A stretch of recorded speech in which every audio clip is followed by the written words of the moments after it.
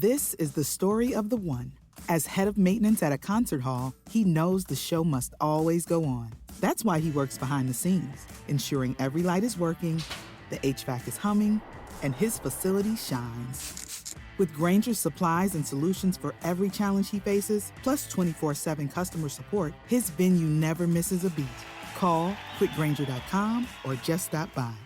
Grainger, for the ones who get it done.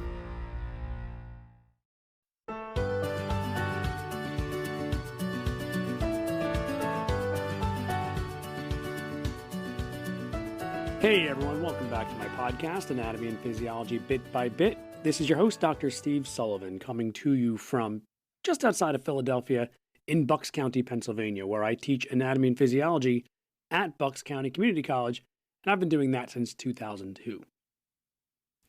Well, the summer of 2024 is over, and we are into the fall semesters for most people.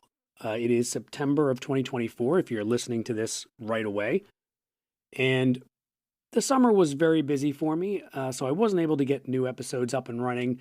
I thought I would take a break anyway. My family and I went to Italy for about 4.5 weeks, which was amazing. We got to look at artwork and architecture and eat amazing food and talk to amazing people. Had some family visiting while we were there, and some friends were there at the same time that we got to hang out with, and we just had a great time.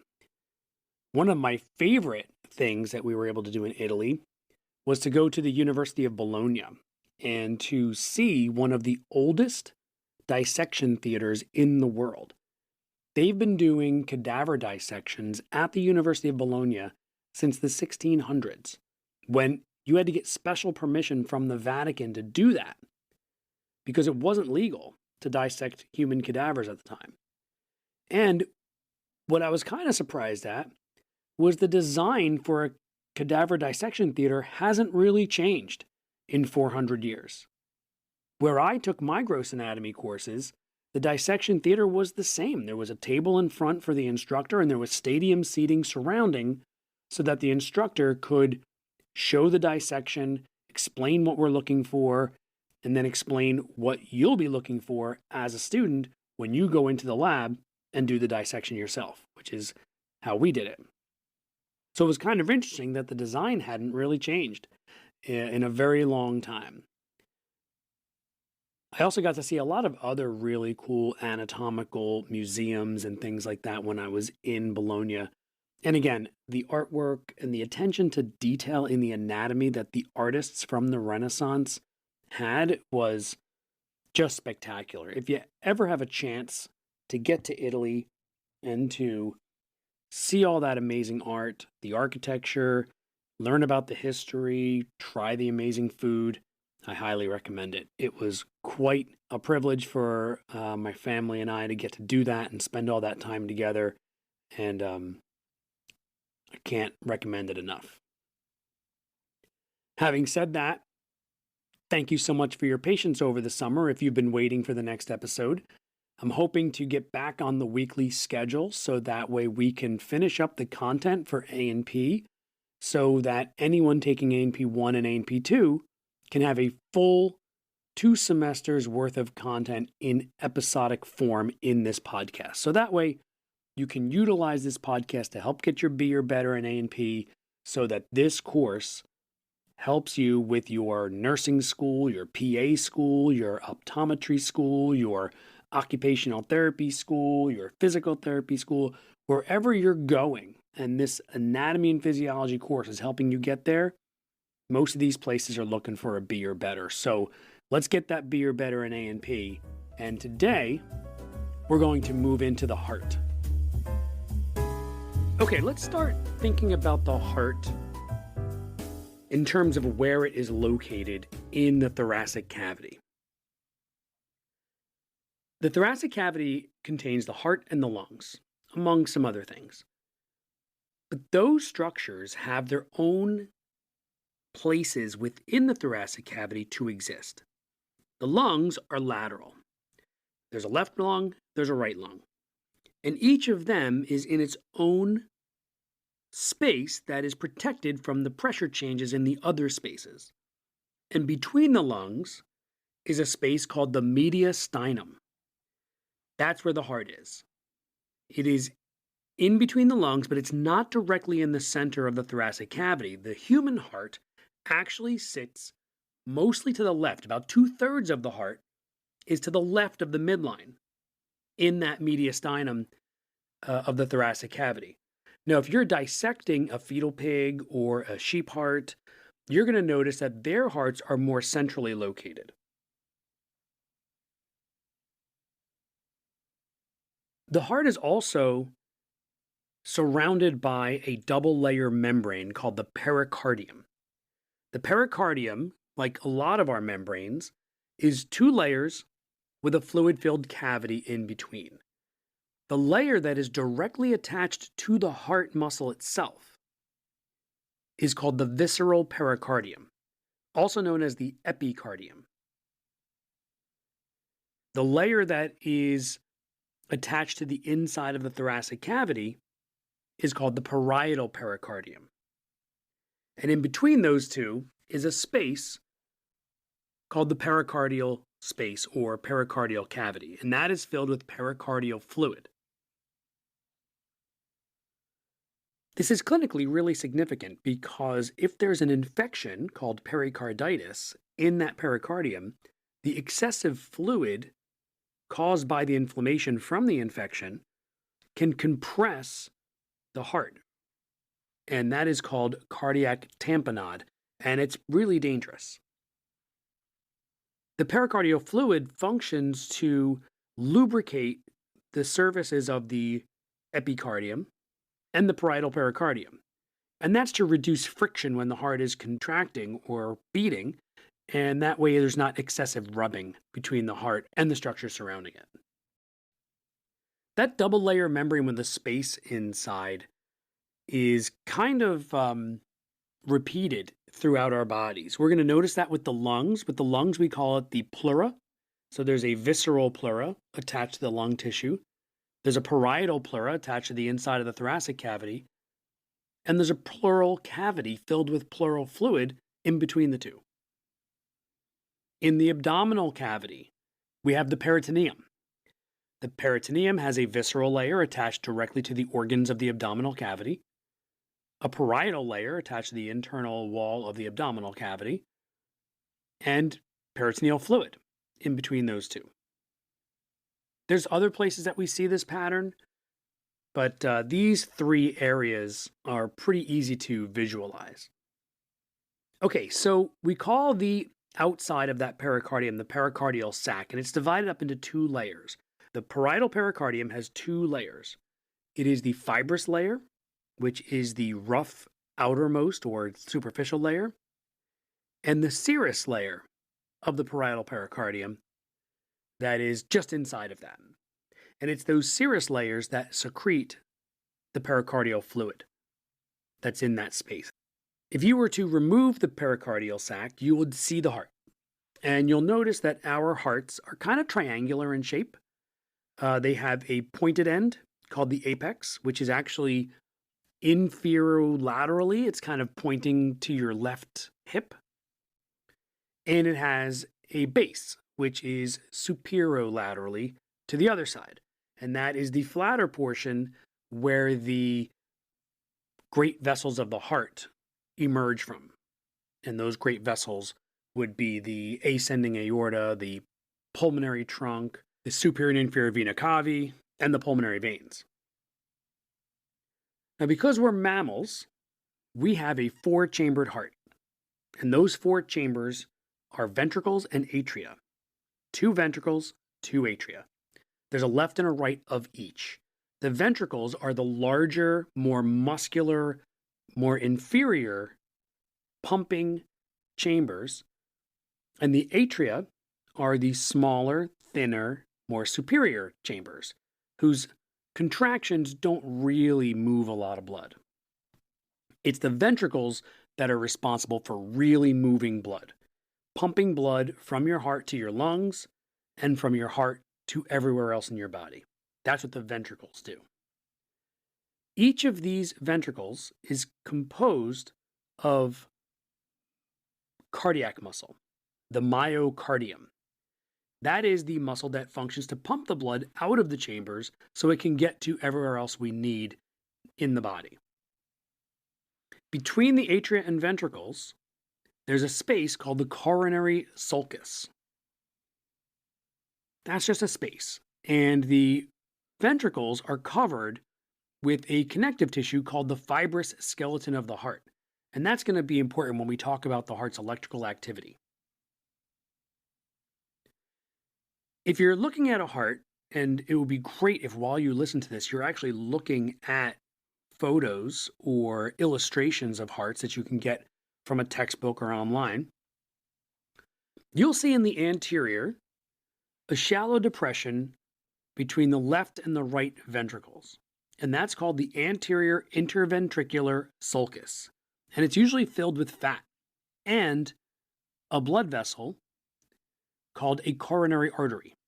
The coronary arteries are the blood vessels that supply the heart muscle with their own blood supply. They don't get their oxygen from the blood that they're pumping.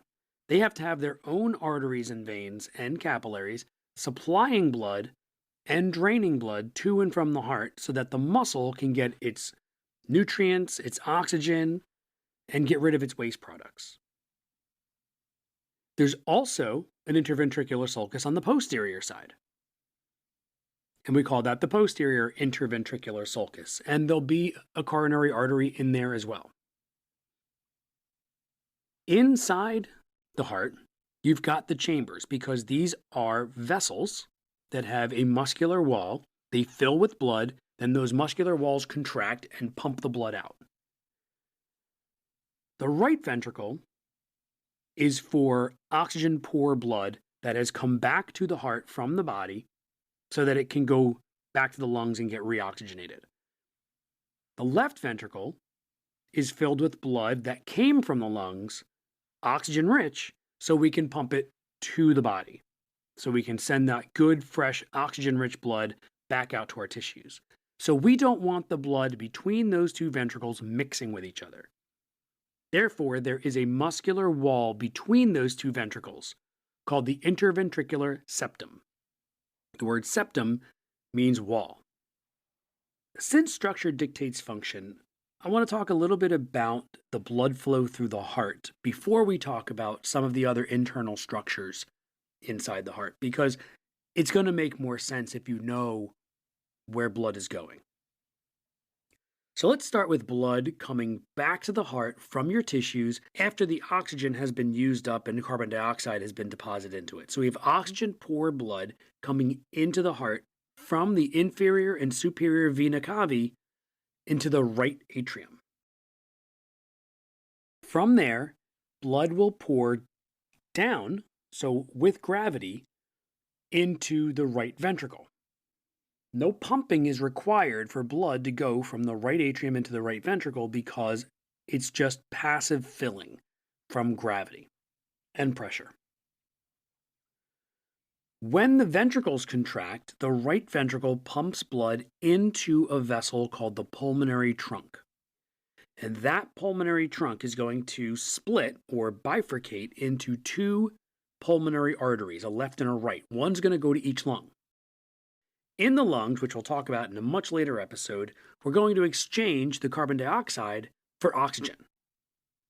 So the lungs will make that oxygen-poor blood oxygen-rich blood, and then send it back to the heart. So the blood will leave the heart after it comes in and go back to the heart before it goes to the rest of your body. So the blood will enter pulmonary veins from the lungs and head toward the left atrium. Now we have oxygen-rich blood. The blood goes into the left atrium, and just like before, it passively fills into the left ventricle because of pressure and gravity going from point A to point B. Then, when the ventricles contract, that left ventricle will pump blood up and out into the ascending aorta.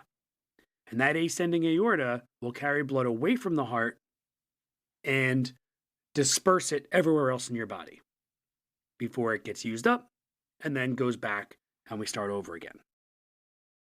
So knowing that direction of blood flow, which is absolutely essential, it's important to look at some of the structures inside our hearts that you've probably heard of, our heart valves.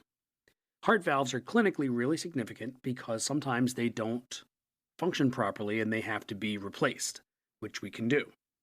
But the heart valves are there to make sure that blood only flows in that direction that I mentioned earlier. There are 4 heart valves. 2 valves are the ones between the atrium and a ventricle. So we have the left atrium and the left ventricle, the right atrium and the right ventricle. There's a valve between each set. So we call those the atrioventricular valves. The one between the left atrium and the left ventricle is the left atrioventricular valve, also known as the left AV valve, which is also known as the mitral valve and has another name, the bicuspid valve. So a lot of names there. Between the right atrium and the right ventricle is the right AV valve, which we also call the tricuspid valve. These valves make sure that blood cannot go back into the atrium when the ventricle contracts.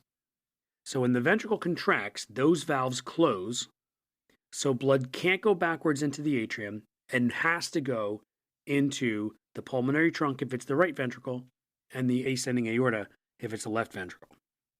Those valves have these strings that attach them to the papillary muscles inside the ventricles, and those strings are called chordae tendineae, or tendinous cords. And their job is to make sure that those valves remain open when the ventricles are at rest, and then when the ventricles contract, they can close. The other 2 valves are what we call the semilunar valves. Those are the valves between the ventricles and the vessels they're pumping blood into. And the reason for them is that when the ventricles are relaxed, we don't want gravity to let blood fall back into the ventricles from the pulmonary trunk and from the ascending aorta. So these valves are closed when the ventricles are relaxed, so that again, blood will sit on top of them instead of flow right back in. The one between the right ventricle and the pulmonary trunk is called the pulmonary valve, or the right semilunar valve, and the one between the left ventricle and the ascending aorta is the aortic valve, or the left semilunar valve. The semilunar valves do not have chordae tendineae. They're not the same physical structure as the AV valves, or atrioventricular valves. All right, so now that we've tackled the gross anatomy of the heart itself, let's talk about some of the blood vessels that are associated with the heart. There are 2 sets. The great vessels, which are the vessels leading into and coming out of the heart, and the coronary circulation, which is the blood vessels that actually supply the heart with its own blood supply, so that the cardiac muscle tissue can get its blood supply. Let's start with the great vessels. These are arteries and veins that are associated with the base of the heart. They bring blood to the atria and from the ventricles. If we're looking at the anterior heart, you can see the pulmonary trunk coming from the right ventricle and the ascending aorta coming from the left ventricle. These are both arteries, meaning they carry blood away from the heart. Sometimes people define arteries and veins by saying what level of oxygenation is in the blood, but that's not always the case. So I prefer defining arteries as vessels that carry blood away from the heart and veins as vessels that carry blood toward the heart. So the pulmonary trunk is an artery, and it bifurcates or splits into the left and right pulmonary arteries. The left pulmonary artery bringing blood to the left lung, the right pulmonary artery bringing blood to the right lung. The ascending aorta is going to eventually arch over posteriorly, making a full 180-degree turn, so that it becomes the descending aorta that goes down the thoracic cavity posterior to the heart. The arch is called the aortic arch, and it has 3 branches coming off of it in humans. The first branch is called the brachiocephalic trunk. That is a small artery that is kind of like an extension cord to the right side of your body. And the reason why I say that is because the brachiocephalic trunk, and based on the name, you could probably guess this, bifurcates into an artery that's going to go toward the upper limb, like brachium, and an artery that is going to go to the head and neck, cephalic. So brachiocephalic trunk. The branch that's going toward the upper limb is the right subclavian artery, which is an artery that goes inferior to the right clavicle on its way to the axilla or armpit, where it will turn into the axillary artery, which will branch into the arteries that supply your shoulder and upper limb. The other branch that's heading toward the head and neck is called the common carotid artery, which will bifurcate itself into the internal and external carotid artery, which then will bring blood to your brain and your scalp and skull. On the left side, we don't have the brachiocephalic trunk. We have a left common carotid artery, that's the next one, and we have a left subclavian artery, that's the third branch off of the aortic arch. The reason why there is no brachiocephalic trunk on the left side is because the heart is already on the left side. So we can go directly to the left common carotid and the left subclavian arteries without needing that extension cord we need to get to the right side. That's why I like to call it the extension cord. Bombas makes the most comfortable socks, underwear, and T-shirts. Warning, Bombas are so absurdly comfortable you may throw out all your other clothes. Sorry, do we legally have to say that? No, this is just how I talk, and I really love my Bombas. They do feel that good. And they do good, too. One item purchased equals one item donated. To feel good and do good, go to Bombas.com and use code AUDIO for 20% off your first purchase. That's BOMBAS.com and use code AUDIO at checkout.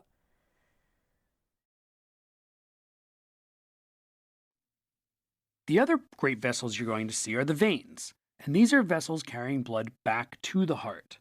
We have the superior vena cava and the inferior vena cava. That is bringing blood from the body to the right atrium. That's 2 different veins. We also have the pulmonary veins, the left pulmonary veins and the right pulmonary veins that are bringing blood back to the left atrium from the lungs. The pulmonary circulation, the arteries and veins going to and from the lungs, is where we have a flip of the typical oxygenation pattern. Because the blood going to the lungs is going there to get oxygenated, those arteries have oxygen-poor blood in them, unlike the arteries going to your body's tissues. The veins that are bringing blood back to the heart from the lungs have just been reoxygenated. So that is oxygen-rich blood in veins, heading back to the heart. Okay, finally, let's cover the coronary circulation. The Italian word for heart is cuore. So sometimes for the adjectival or the adjective version for heart, we use the term coronary. And for coronary circulation, that's what we're talking about. We're talking about the blood vessels that supply blood to the cardiac tissue and the veins that drain the blood from it so it can go back and get reoxygenated. So it's important to remember that the heart muscle itself needs its own blood supply because it is tissue that works really hard, uses a lot of glucose, uses a lot of oxygen, so we need to get it there. Your heart is beating over 100,000 times a day, so we need to get all of that stuff to the heart muscle, and we need to get the waste products away from it. When we talked about the ascending aorta, I didn't mention the 2 branches that are coming directly off of it before the ascending aorta even starts to arch over. And those 2 arteries are coronary arteries. They're going right back to the heart to supply the tissue. There's the left coronary artery, which travels behind the pulmonary trunk and toward the left ventricle on the anterior side, and the right coronary artery, which goes in the coronary sulcus between the right atrium and right ventricle and heads around the heart posteriorly, and where it will give off multiple branches toward the right ventricle. So back to the left coronary artery. It's going to bifurcate into two arteries that supply blood to the myocardium of the left ventricle. The first is the anterior interventricular branch, which is also known as the left anterior descending artery, or the LAD. The other is the left marginal artery. The right coronary artery is going to branch into the right atrial arteries going to the right atrium. And we can also see the right anterior ventricular artery and the marginal branch of the right coronary artery, which both supply the right ventricle. On the posterior heart, we can see a right posterior ventricular artery, which supplies the posterior aspect of the right ventricle. We also see the left atrial artery supplying the left atrium. These are both branches of that right coronary artery. Also in the posterior, we can see branches of the left coronary artery, like the left posterior ventricular artery and the posterior interventricular artery between the two ventricles. There's another artery called the circumflex branch of the left coronary artery, which is named so because it bends around the circumference of the heart between the left atrium and the left ventricle. But let's not forget that the blood also needs to be returned from the cardiac muscle back to the heart so it can be pumped into the lungs and reoxygenate and get rid of that carbon dioxide. So let's look at some of the corresponding veins. Returning blood from the left side of the anterior heart is the great cardiac vein, the left anterior ventricular vein, and the left marginal vein. On the right side, we have the right atrial vein, the small cardiac vein, and the right marginal vein. Now from the posterior, we can also see the great cardiac vein and the small cardiac vein, which lead to a large vein in the coronary sulcus called the coronary sinus. All blood returning from the heart muscle leads to the coronary sinus, which then brings blood directly into the right atrium. Now there's some smaller veins in the posterior as well, like the right posterior ventricular vein, the middle cardiac vein, and the left posterior ventricular vein. They're a little bit smaller, and you can see them if you're getting a good diagram of the coronary circulation. Okay, I think that's enough for one episode, and I hope that this has helped you get a good grasp on the gross anatomy of the heart. And now you should be prepared to start talking about the histology of the heart so that we can see what cardiac muscle cells look like, and we can talk in depth about their function, because that's going to be really important to totally understanding the circulatory system and the heart itself. Well, I hope these episodes are helping you get your B or better in A&P. Good luck on your next exam, and I'll talk to you next time. Anatomy and Physiology Bit by Bit is a production of Minus 55 Media. Please take the time to rate the podcast, and don't forget to check out my YouTube channel, Student Help for AP. That's Student Help, the number 4, AP. There's a whole lot of tutor videos on there that I think you're going to find helpful. Special thanks to my family, Bucks County Community College, and McGraw-Hill Education, where you can find Anatomy and Physiology Digital Suite, my low-cost, tutor video-based digital learning solution for anatomy and physiology, already being used at several colleges and universities. The music you've been hearing comes with my paid accounts with Camtasia and ProductionCrate.com assets.